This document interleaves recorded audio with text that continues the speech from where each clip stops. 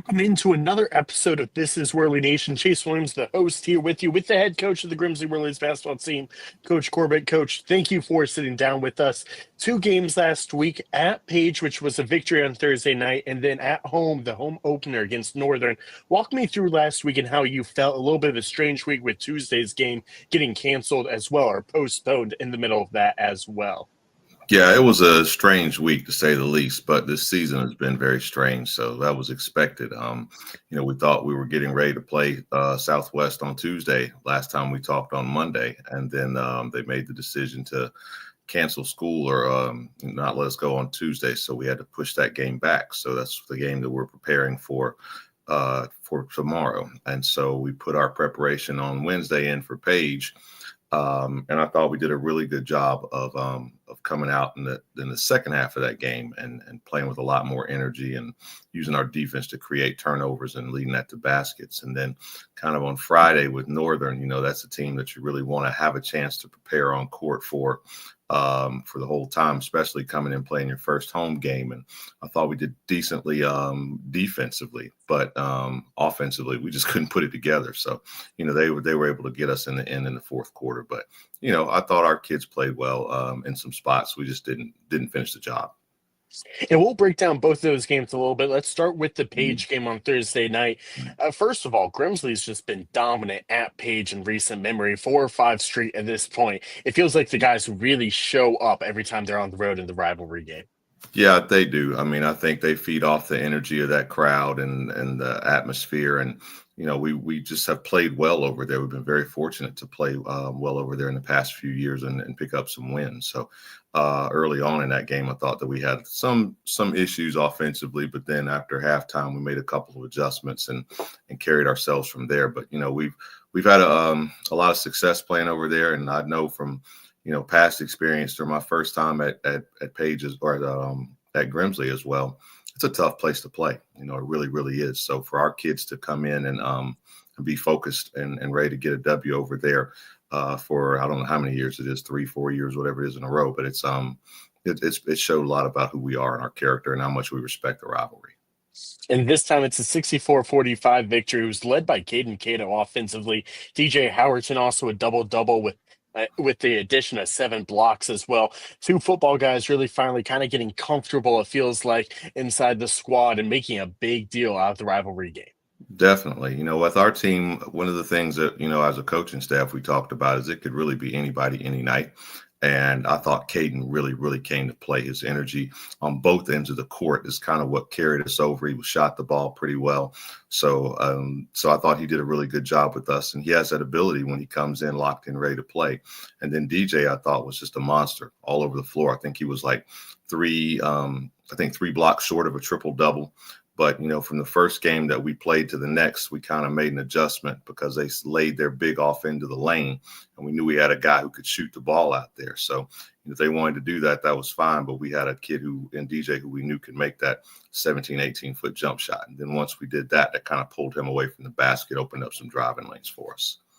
And then Friday night, the home opener against Northern, 57-46, you fall to the Nighthawks. Right. You mentioned it. The defense played really well throughout the game. The offense had spurts, but what did you see and what did you feel like went wrong against Northern on Friday? Just lack of execution in spots, not finishing plays, giving up too many offensive rebounds to them. Lack of help side defense at times, but it's just one of those things where some nights it's just not going to be your night, and we called everything we could as coaches. We tried different combinations, but for whatever reason, we just didn't have it for all 4 quarters against them. I thought we were right there on the edge the entire game. I think it was a 3-point game going into the fourth quarter, but they were able to get to the free throw line from penetration. And we didn't make our shots like we wanted to in that fourth quarter. Maybe falling on some fatigue with that, playing on back-to-back nights like that, especially when you're playing against a rival the night before. But, we're not going to make any excuses. Northern played really, really well. They spread the court out against us. Their guards were able to get into the paint, and they were able to get to the free throw line and make some big shots down the stretch. One thing I really noticed from the squad is it was the first time getting to see them in person at home Mhm. as well for myself. Is unlike last year where it really felt like while there were others, it was mainly Richard Goods crashing to offensive boards. Of course, now he's over at Hampton University. The whole squad did. There were times where you saw Caden Cato collapsing and trying to grab that offensive board. Faison Brandon, of course, DJ Howardson, of course. But it feels like it's definitely an advantage the Whirlies have with their height and athleticism that they can go crash the offensive board. So while it didn't always work out to getting a second opportunity, it oftentimes can for them. Yeah, I think one of the keys to our success this year is going to be how well we rebound the basketball. You look at the stats from the game against Page, we had 52 rebounds, and that's pretty dominant in a high school basketball game that's 32 minutes long. But those rebounds created extra shots for us as well. And that was just the opposite in the game against Northern. I don't think we had but maybe 25 rebounds or so in that game. So, it's one of those things where if we crash the boards and we're able to create opportunities for us and limit their opportunities to score, then I think that'll be fine. But I definitely think that rebounding was one of the things that was a difference in the games from Thursday to Friday night. And it feels a little bit like you're still trying to build that consistency. You mentioned the Mhm. rebounding differential from Thursday to Friday night. I mean, we mentioned DJ Howardson had 7 blocks on Thursday night. As a team, there were only 2 against Northern. Now, Isaiah Drew King was crucial on the post for the Nighthawks and a different size that you won't see every night in and out, and that affects those two aspects. But how much is it about getting some consistency still with a lot of the guys who played on the football squad, getting their legs under them a little bit with basketball season? Yeah, I mean, it's still that's still going to be an issue for a while. We're hoping maybe in the next couple weeks we'll finally get our full basketball legs under us and keep playing. But I think that with the depth that we have, we're trying to use as many of those guys as possible. But still, when it comes down to stretch, we know we need our biggest dogs on the floor. So it's one of the things where we've just got to continue to make adjustments. We've got to play hard every night, and we got to play for 32 minutes. So that was not what we were able to do on Friday. And what was the conversation after that game Friday night in the locker room? Just accountability, looking ourselves in the mirror, saying, "Hey, we got to show up to play every night." I mean, we knew we were playing well defensively, but our offensive execution, that was one of the things that I put on the board as far as our keys to a win, was our execution and discipline. And I think at times we were not as sharp as we needed to be. And then there were times where we were sharp and we just missed shots. So, some nights it's just not your night. And unfortunately, that's the way it played out for us. And that's the approach that I took towards the game. We're still 4 games together as a team. There's no reason to get too high or too low about any one loss right now. So, we've got plenty of time. We just got to make sure that we come out on Tuesday night tomorrow and see if we can execute and get this win. And it felt like in the fourth quarter, one of the guys who the offense really relied upon was Isaiah Whitsitt, one of the younger guys on the team. I mean, you look at, again, not to compare this year's squad to last year, but last year being so senior heavy, you had those guys that had been used to crucial moments, whether it was with Grimsley or other places, and now you're relying on a really special talent that was clear to everyone that was seeing the team for the first time in Whitsitt. But it's just a much different feel. It felt like. Talk to me a little bit more about Isaiah, what he brings, but also about the differences on how you have to coach a team this year compared to last year with just the more youth that's involved. Yeah, I mean, with our youth that we have on the team, we know we have to be a little bit more patient with some of the guys. Isaiah is a bona fide scorer. He is a special talent, and he has an aggression that not a lot of our guys have on the court. He sees things. He's able to get to the basket. He's got a quick first step. He can finish with contact. He's a good free throw shooter. I think he's, one of our top free throw shooters as far as getting to the line and the attempts that he's got in the games that he's played for us. So, his level of aggression is important for us. And that's one of the things that we kind of want to stress to other guys, just try to be a little bit more aggressive. I thought we were kind of passive at times against Northern on Friday, but I thought that Isaiah did a good job of attacking and looking for his shot. So it's one of the things that's different about teaching and coaching this team is that you have to teach more because you have so many younger players. We don't have, but maybe I think we have 2 seniors with Jack Roach and Ryan Debo. And so those guys are, they're our senior leaders, but we got some other kids who are sophomores and freshmen and juniors who haven't seen a lot of time on the floor that we're trying to coach them up as best we possibly can. And talk to me, as weird as it is that we're just getting started with the home games, with the football team coming back and everything, we're midway through the season. And at this point, where would you say the defense and offense sit? It feels like the defense is maybe a little bit more comfortable right now, but there is a lot of untapped potential that maybe can still be unlocked on both sides. Oh, absolutely. I think that we're not nearly where we can be defensively. I think that we're okay for spells and runs. Defensively, if you look at what we did in the third quarter against Page, we limited them to like 6 points. I think we went on like a 22-6 run or something like that during the time that we put a little bit of the distance between us and them. But a lot of that was coming directly from our defense, so we've talked about that. We talked about that in practice this morning, letting some of our offense come from our defense, because sometimes when we're having these issues in the half court scoring the ball, if we can get out and get on the run and set up, or get in transition baskets before the defense has a chance to set up, then I think that plays to our benefit as well. So we still want to see our defense get a little bit better. We had a let down with that in the fourth quarter against Northern. I think we had held them to like 33 points for the first 3 quarters. And then in the final quarter, I think they were able to score like 24. Now, I know some of that came at the free throw line late, but still, when you've held a team, they scored almost the same amount of points in 1 quarter that they did in the first 3 quarters. So we have to just tighten up on some things and make sure we've got great help side defense, make sure that we don't give up offensive rebounds, and we just got to continue to play the Whirlie defense the way we've done in the past. You have 2 games this week, tomorrow against Southwest Guilford, Friday against Southeast Guilford, both of which you can hear on Tobacco Road Sports Radio, with the girls' game starting at 6 and the boys' game following.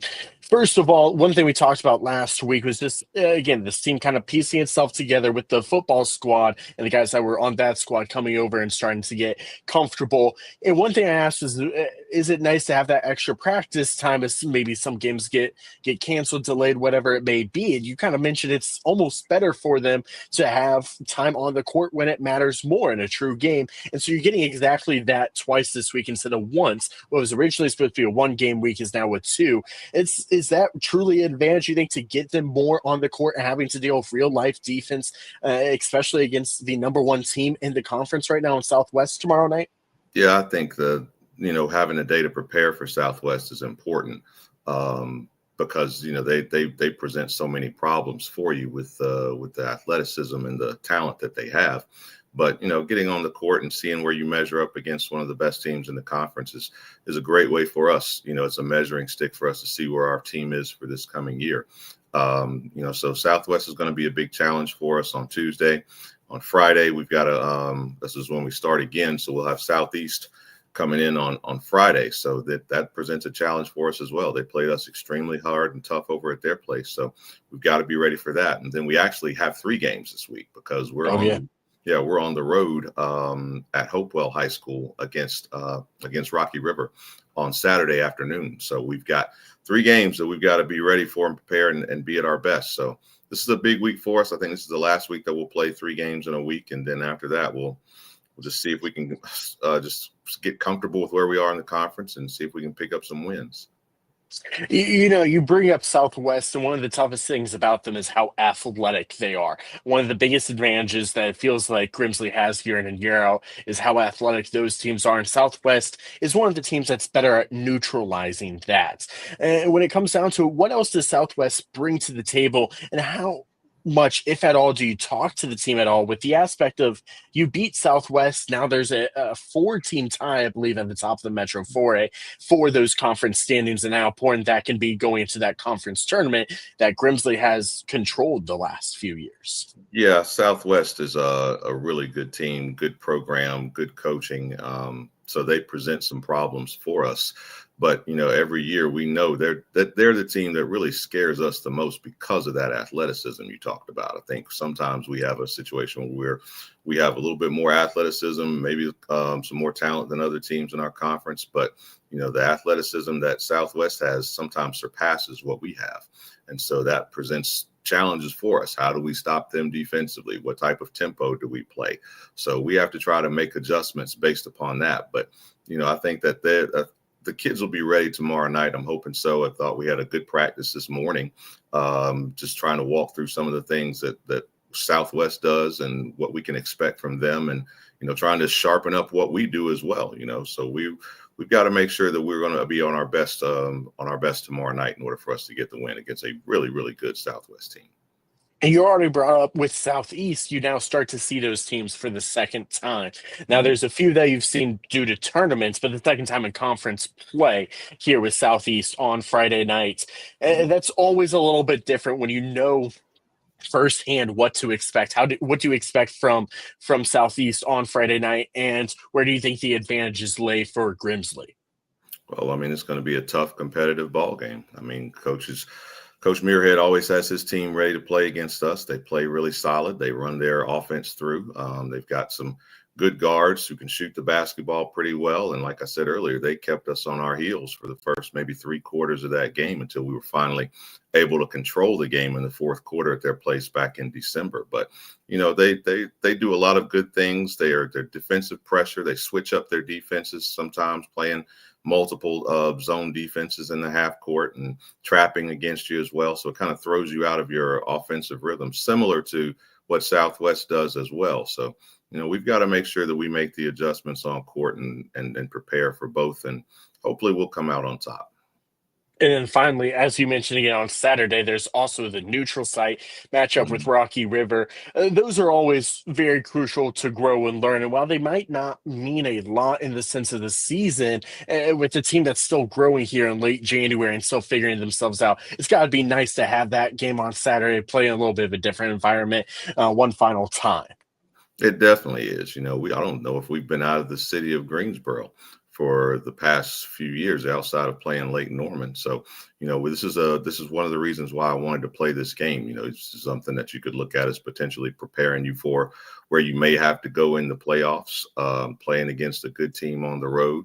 Charlotte area teams have always been very competitive with what we do against them. So we just got to make sure that we come out ready to play. It'll be a tough turnaround playing Friday night and then coming back and playing at 1:00 on Saturday. But, they're in the same situation. They've played Friday night and then Saturday afternoon as well. So we just have to be ready for all 3 games this week. But I think that this game on Saturday will help us definitely when we're trying to look at potentially making a playoff run and potentially playing on the road in the playoffs. Coach, I appreciate it. Best of luck. Again, tomorrow night, 6:00, the girls' game starts, and then the boys follow against Southwest Guilford. And then Friday, same times against Southeast Guilford. Both of those available on Tobacco Road Sports Radio. We thank you, as always, for listening to This is Whirlie Nation. We'll be back next week, same time, to prepare for everything. Grimsley with 2 at home, 3 total this week, as this has been Tobacco Road Sports Radio.